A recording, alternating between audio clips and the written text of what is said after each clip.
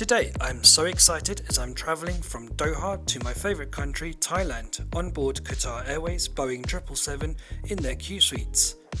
I just travelled from London on board the Airbus A350-1000 on Qatar Airways in their QSuites, and you can check out the review on the channel. It's already up.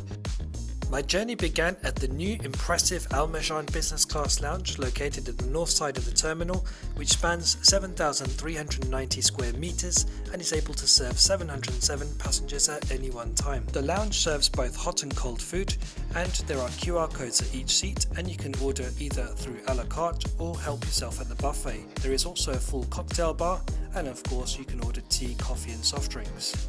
If you don't fancy a bite, there are lots of seating options for you to relax and enjoy. There are also showers and 24 quiet rooms. I found the staff to be very helpful and friendly as well. Now before we jump on board, I'm going to give you a brief introduction to QSuites and what are they. Qatar Airways first introduced the QSuites back in June 2017, and the Boeing 777 was the first aircraft to have these fitted. Qatar advertised these suites as being first in business. What does this mean? The idea was to introduce aspects of first class into the business class cabin.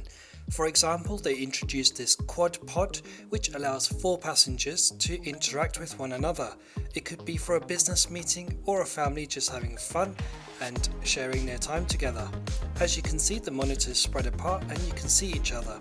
Qatar was also the first airline to introduce a fully flat double bed in business class. The other aspect of the suite, the walls are very high compared to most other business class suites out there on the market, which give you that extra privacy and first class feel. There are 2 cabins. The front cabin has 24 QSuites and the rear cabin has 18 suites. There are 4 toilets and each seat has direct aisle access. If you are a solo traveller, you'll only be able to book one of the window seats. So seats A and K are closer to the window, whilst B and J are closer to the aisle. If you are a couple, you can choose to book one of the window seats, or if you want to make use of the double bed, you'll need to select seats E and F. And if you are a group of 4, you can open up a pod, but you'll need to book this carefully. Having just stepped off the Airbus A350-1000, I noticed straight away that there are overhead bins in the middle section of the cabin on the Boeing 777. Some passengers feel that when the bins are open and you are boarding or disembarking, it makes the cabin look a little bit more cramped, but for me there's no issue at all. Today my seat is 1K, and as you can see from the seat plan, it looks a little smaller down to the curvature of the plane, but I found it all okay. We'll now do a quick seat tour, and waiting at my seat was a small white pillow. Just underneath this was a more plump cushion, and next to that was a rolled up blanket in a plastic cover. On the right on the unit there was a amenity kit which we'll look at later on. The headrest can move up and down, and I like the detail next to the headrest as it adds element of luxury to the suite. There is also a little storage area right next to your seat and below the light, and in here you'll find a water bottle and your headphones. We'll check those out a bit later on, and just above that is a light which you can move around depending on the position you need, and has 4 settings again depending on your needs and mood.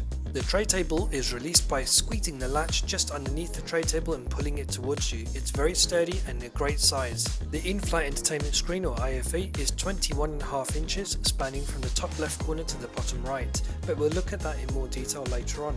To the right you have a little surface area where you have some space to put some things, and I like this clever design where you have a little gap just underneath that shelf to put other small items like your passport or your phone, and just underneath that you can see a number of seat controls, charging options, safety card and your handheld controller. Here's a look at the space underneath the IFE, which would form part of your bed when the seat is flat. Alternatively, you could use this space for a little storage if you're not planning to sleep. The beauty of the QSuite allows you to close this door, which is beautifully designed, and with the high walls gives you plenty of privacy during your flight. Above you have a further reading light and individual air vents. Here's a great flight. Cheers. A welcome drink was served as I boarded, and the choices were orange juice, the signature lemon and mint drink, water or champagne. Of course I opted for champagne. We were also served a cold towel which was pre-packed and prepared by Diptyque. I'm not too keen on this, I prefer a hot towel rather than a cold towel, and after this there wasn't actually any other interaction with the crew, and it was time to watch the safety video and take off. Welcome aboard this Qatar Airways flight. Please pay attention as we take you on a journey to our many destinations and demonstrate the safety features of this aircraft.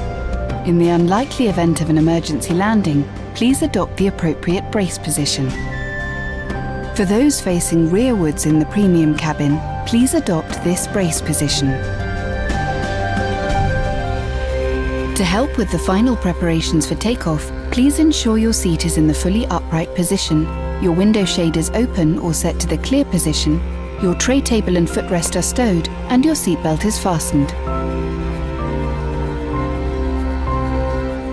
The QSuite door will be locked in the open position by the crew and should remain open for taxi, takeoff and landing.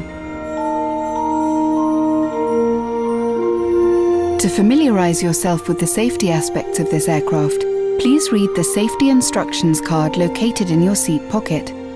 It shows in detail each of the safety aspects of this aircraft. If you're traveling in the premium cabin, the QSuite safety card is located in your suite, which highlights emergency exit procedures in case your suite door is jammed in the closed position.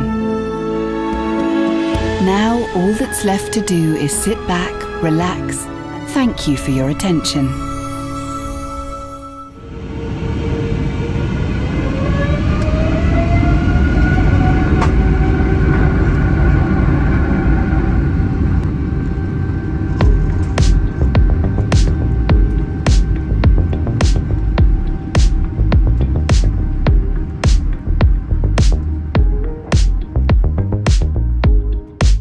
With Qatar Airways, they offer something called Dine on Demand, also known as Flexi Dining, which allows you to choose the time that you want to eat.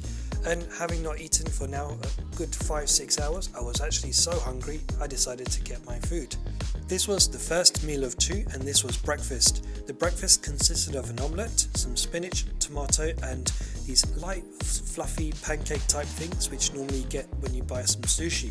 It was very good. Following this plate, they also offered a plate of fruit, but I declined as I was satisfied, and of course I washed it down with some more champagne. We'll now have a look at the amenity kit bag, which is produced by Diptyque. Yes, you will receive a kit bag if you are flying out from Doha, and if you are flying into Doha, you'll receive a box, but the contents are the same. You'll receive a face cream, body lotion, lip balm, eau de toilette, socks, eye shades and earplugs. There's no toothbrush, but these are available in the bathrooms. On this aircraft there are a total of 4 toilets, 2 in the front and 2 in between the 2 business class cabins. Sitting in seat 1K meant I was closer to the toilets located at the front of the aircraft, and here's a quick look.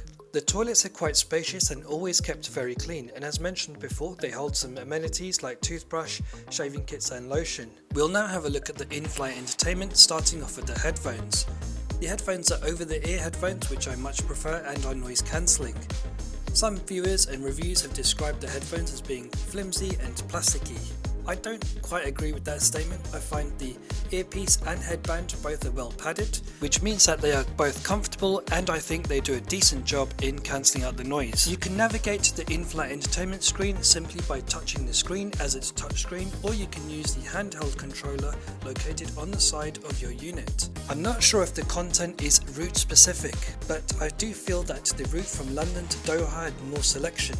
When I was browsing through comedies on this route from Doha to Bangkok, I noticed immediately that the comedy selection was a lot less. For example, there was no Family Guy. The screen quality is good, and I just wanted something very simple and easy to watch, so I put on a couple of episodes of Friends and enjoyed a couple more glasses of champagne. Although this was a day flight, the lights were dimmed and passengers were resting, so I thought I'd have one more glass of champagne and then ask the cabin crew to give me a turn down service. They also gave me a cold towel. I put the window shades up just so you can see what the bed looks like. Once I closed the window shades, this is what the cabin looked like. If you wanted to use Wi-Fi, this aircraft, the Boeing 777-300ER, is equipped to handle Wi-Fi on board. Although Qatar Airways is a One World Alliance member, they also have their own loyalty program called the Privilege Club.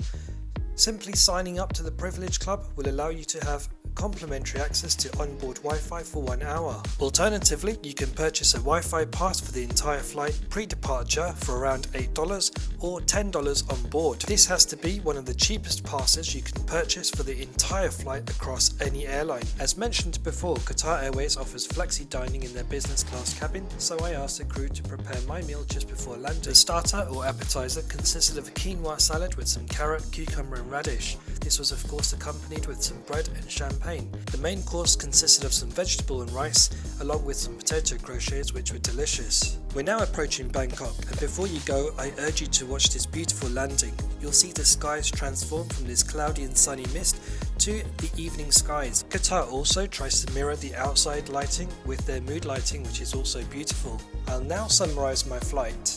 I love Qatar Airways and the QSuite product in particular. Every Qatar flight I've had, I found the cabin crew to always be professional and polite. As mentioned at the beginning, on this flight the crew weren't so engaging or friendly, but they were always polite and professional.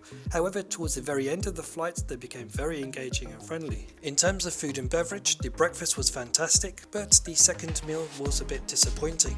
I also liked the champagne very much. In terms of in-flight entertainment, there is a good selection, but I feel on this flight, whether it's down to the route, the aircraft or the duration of the flight, I feel the choice was less than the previous flight from London to Doha, and you can check out that video which is already on the channel and have a comparison. Overall, I had a fantastic flight and very enjoyable, and I look forward to the next flight with Qatar Airways.